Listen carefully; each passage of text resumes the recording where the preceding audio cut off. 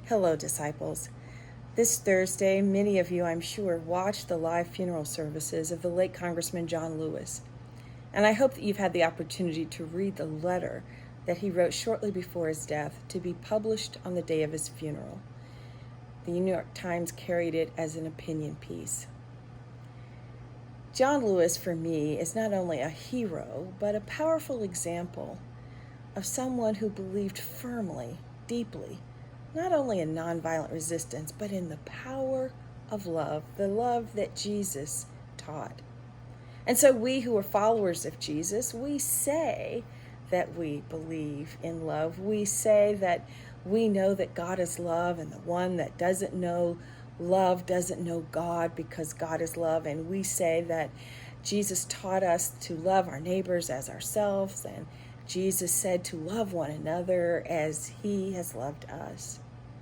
But what do we do? Every day we make choices that take us either one step closer or perhaps one step further away from the kind of love that Jesus calls us to demonstrate in the world. We can do things like feed the hungry, clothe those who need clothing, visit the sick, shelter the homeless.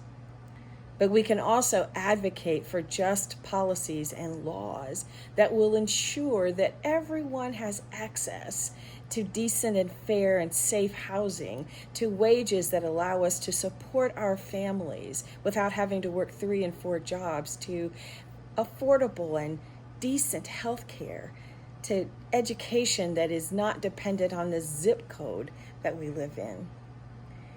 What choices are we making as a society to really reflect the love of God? And what are we doing to get us closer? John Lewis often said that you needed to get into good trouble, necessary trouble. But he also said, you can't do everything, but you must do something. And so I ask, what will you do? What choices will you make to ensure that the world reflects the limitless, boundless love of God?